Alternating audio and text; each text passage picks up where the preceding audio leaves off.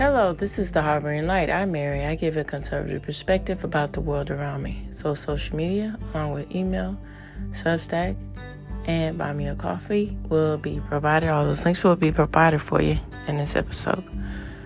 So audio platforms, I'm on Audible, Amazon Music, Spotify for podcasters, Google Podcasts, Overcast, Pocket Cast, iHeartRadio, Pandora, and I'm looking and I'm growing to wherever you enjoy your podcast. I'm on that.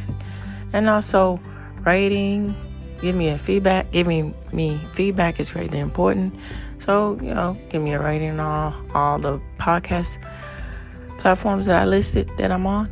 And also feedback is greatly important to me. So you can either email me or find me on Substack. So in this episode, I'm talking about all these songs of Gordon Lightfoot and the legacy behind the Edmund Fitzgerald. All right, so let's get into it and let's dive in.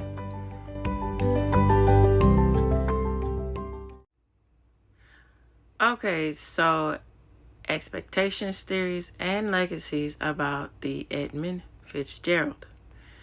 In July of 1977, the Coast Guard released its report on the sinking, concluding that due to improperly closed hatches, the ship took on water.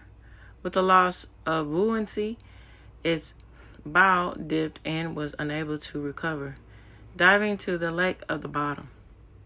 The suddenness explains the failure of the Fitzgerald to send a distress signal. However, numerous other theories were prompted. Some believed that the ship had stuck bottom near Caribou Island, damaging its hull. Others, however, claimed that the ship was unseaworthy due to constructural problems, lack of watertight bulkheads, and cargo loads that were heavier than it was designed to carry, and that it broke apart while still on the lake surface. In addition, some blamed rogue waves, although subsequently underwater expeditions, examined the wreckage. No definitive answers, however, was reached as to why the vessel sank. The mystery surrounding the Fitzgerald's demise captured the public's imagination, and in 1976, the tragedy was immortalized, as I will go in and talk about, with the folk ballad, The Wreck of the Edmund Fitzgerald. The wreck of the Edmund Fitzgerald, that is. In addition, numerous books and documentaries chronicled the sinking.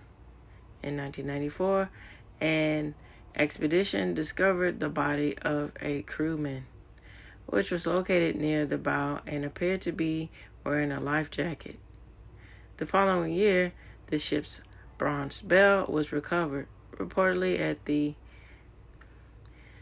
urging of the crewmen's families. The Canadian government subsequently limited access to the wreckage.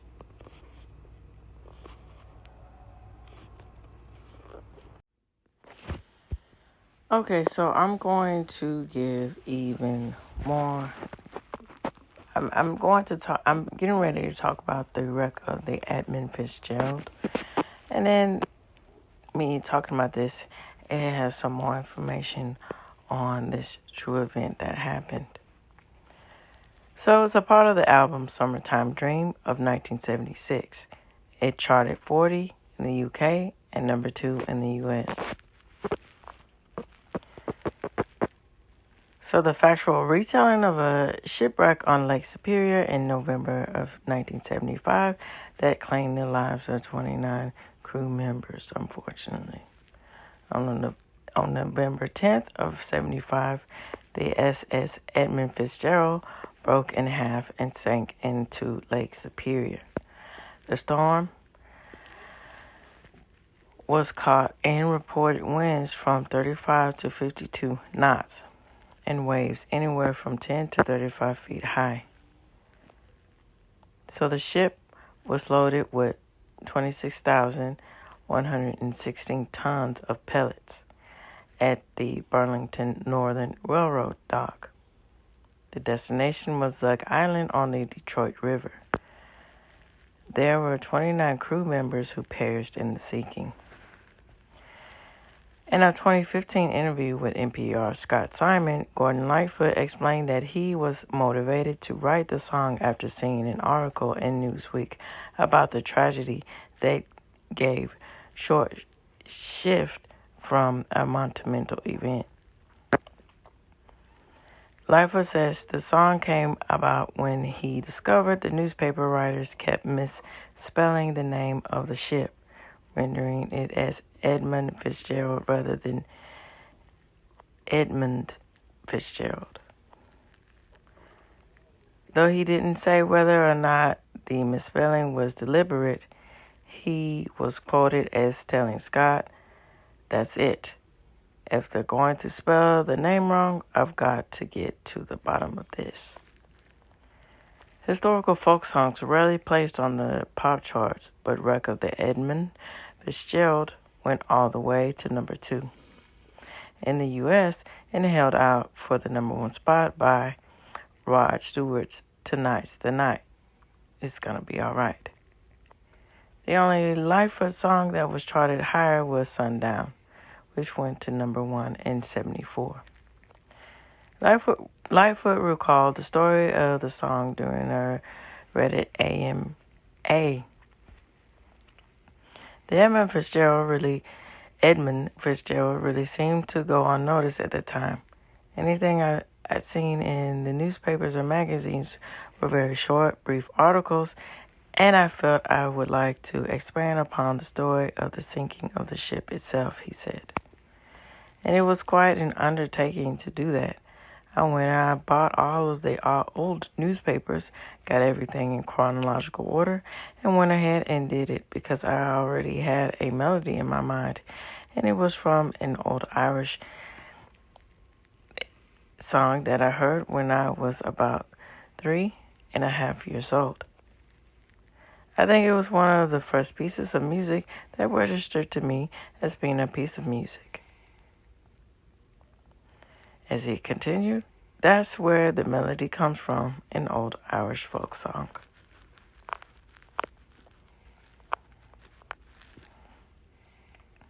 All right, so the song appears in the 2021 movie The Addams Family 2 and in the 2020 Family Guy episode Cutaway Land. Paul Gross hoped to use this tune for his episode of the TV show Due South, Monty on the Bounty of 1998. He discreetly tried to secure the rights to use the song, but out of respect for the families who wished not to be reminded of the tragedy, he didn't pursue the option aggressively. He instead wrote the similarly themed song 32 Down on the Robert McKenzie.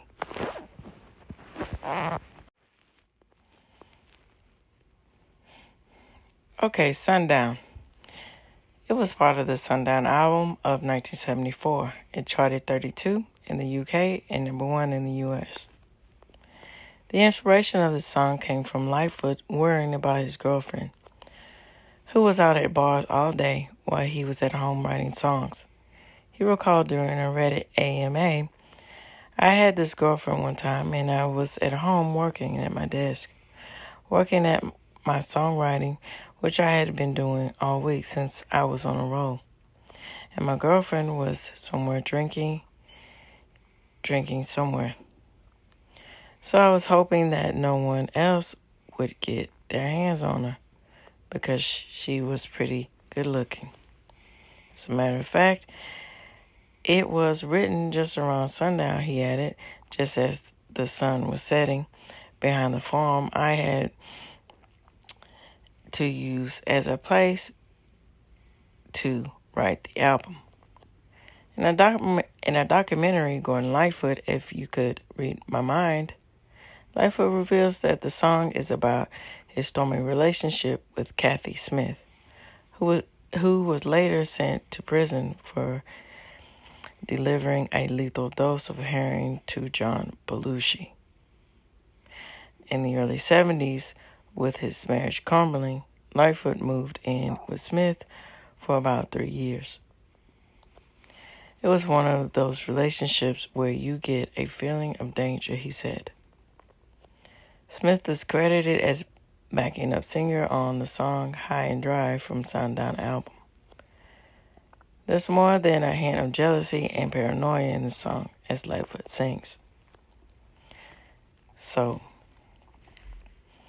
as a snippet of lyrics from the song. Sundown, you had better take care if I find you been creeping around my back stairs. Lightfoot was at a career peak, but had divorced his first wife and was doing a lot of drinking. His personal life was a roller coaster. He got married 3 times and had 6 children.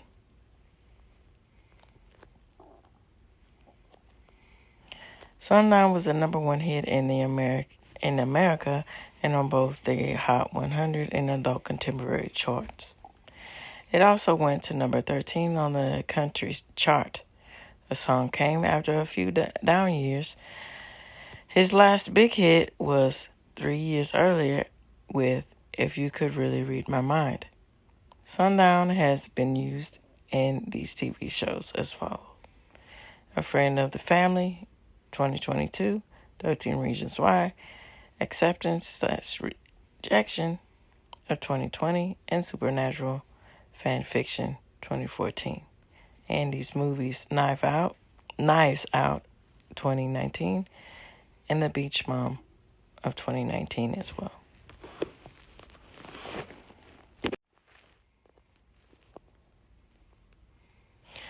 Okay, Black Day in July. This part of the album, Did She Mention My Name, of 1968.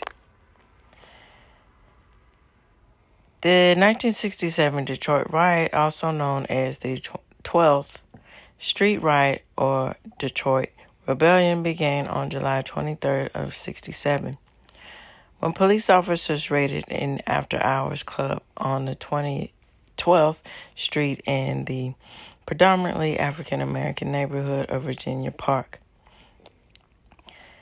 The raid was part of a crackdown on illegal drinking establishments, but it quickly escalated into a violent confrontation between police officers and club patrons. Over the course of the next 5 days, the riot spread to other parts of Detroit, resulting in looting, arson, and violent clashes between police and protesters. The riot was the deadliest civil disobedience in American history, with 43 deaths, 7,200 injuries, and $50 million in property damage. Gordon Lightfoot wrote and recorded Black Day in July in response to the 67 Detroit riot. The song appears in the 68 album, as I mentioned, Did She Mention My Name? Black Day in July is a powerful and poignant recounting of the events of the riot. Over 7 verses, Lightfoot captures the violence and destruction of the unrest, as well as the sense of shock and despair that many people felt in the aftermath of the violence. He also sings about the hope for a better future and the need for understanding and compassion between people of all races. Lightfoot begins and ends the song with its title, Black Day in Detroit. It takes on a double meaning, referring to both the black people in Detroit who were rebelling against police brutality, but also that the events that transpired from July 23rd to 28th were some of the darkest days in the history of the city. John Simon produced the song along with the rest of Did She Mention My Name. Simon's production credits read like a who's who of classic late 1960s and early 70s rock and folk albums that have stood the test of time. They include the band's music for Big Pink, the band The Lads Waltz, Big Brother, and The Holding Company, featuring Janis Joplin, Cheap Thrills, Leonard Cohen, Song of the Leonard Cohen, and Blood, Sweat, and Tears, Child is Father to the Man. Despite its powerful message, censorship of Black Day in July led to it being banned by radio stations in 30 American states. The ban was largely because of the song's explicit reference to police brutality and racial injustice, which some radio stations felt were too controversial for their audience.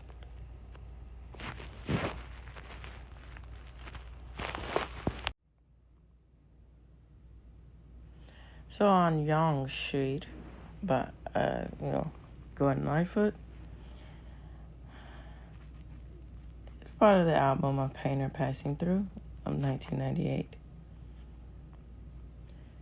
Yonge Street is the main street in Toronto, and it connects the shores of Lake Ontario to Toronto to Lake Simcoe, a gateway to the upper Great Lakes. Lightfoot recalled the inspiration of the song during a Reddit AMA. I was watching people with their children one day. He said, I was in my car, and I saw these people looking after their kids, and they were trying to cross the road, and I was afraid I was going to plow into them at one point. And all of a sudden, I got the idea to write the song on Yonge Street. In my car, I have ideas for songs when I'm driving around in my car, Ideas for songs when I'm having a shower, the Toronto native added. It's funny the way it goes. Yonge Street was formerly listed in the Guinness Book of World Records as the longest street in the world, at 1,178 miles. It has been replaced in the yearly publication by the Pan American Highway with a network of roads of 30,000 miles from Pertholt Bay, Alaska, on to Argentina. Other songs that name-check Yonge Street include Canadian early 70s rock band Bushcut, Yonge St. Patty. Before you ask, there's nothing to do with Gavin Rossdale fronting the group. And Gavin Rossdale. So Gavin Rossdale is the singer from Bush. Okay, so the song pays homage to the girls from home, not far from where their vocalist Dominic Terrino, I believe the pronunciation of that, grew up. Also, British rapper Willie recorded a tune of his 2011 album, 100% Publishing, titled Yonge Street, 1,178 miles long.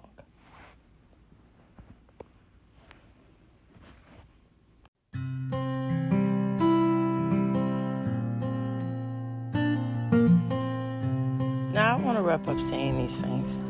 So, to start out with the whole overall, for me, the theme of Gordon Lightfoot's music is the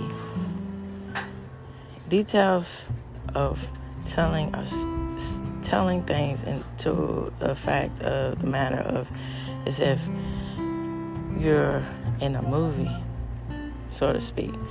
So I equate it to the way that Quentin Tarantino, the way his movie style is. And I'll go in more depth about his, particularly how I think in the 60s folk art music relates to talking about things. So the conversations, and a lot of people agree with that. Quentin Tarantino had the uncanny ability and the skill to understand that within conversations you can create a impactful story that's relatable to people, and then it talks about things in a way that you never really thought about. So, for instance,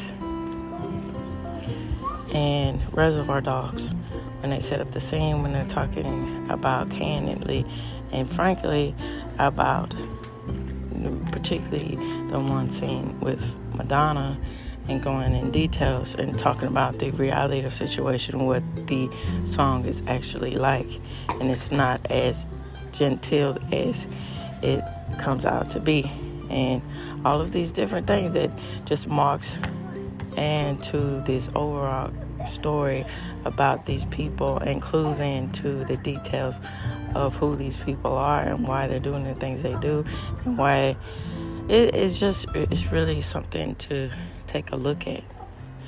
So I think that Gordon Lightfoot had the ability to not only sing songs, but he had the ability to relay and go back and narrate things in his way of singing. So let me go into more details about that. So Sundown is very unfortunate in the reality of the situation of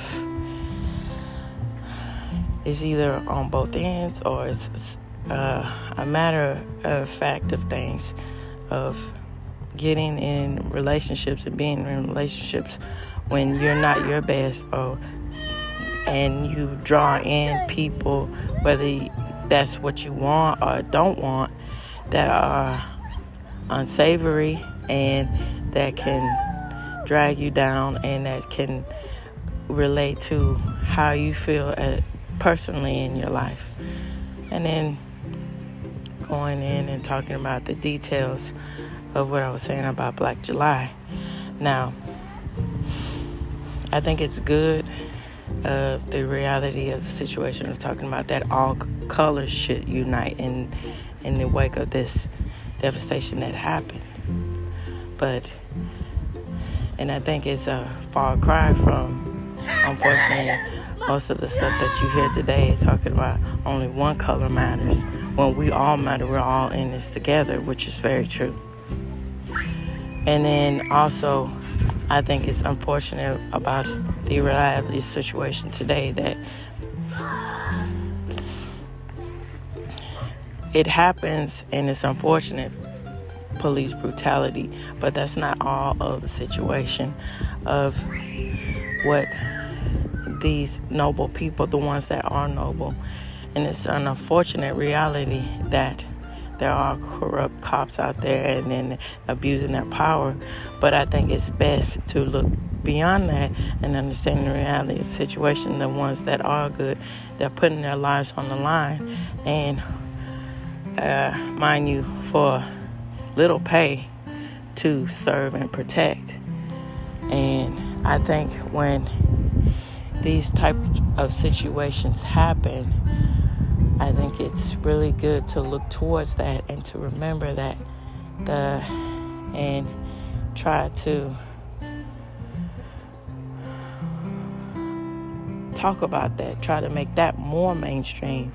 The cops who actually care, who put themselves on the line to help, to serve and protect. That's really something to think about. Alright, so this reaches the end of the Harboring Night. Tune in, turn up, and definitely take care out there. Bye-bye now.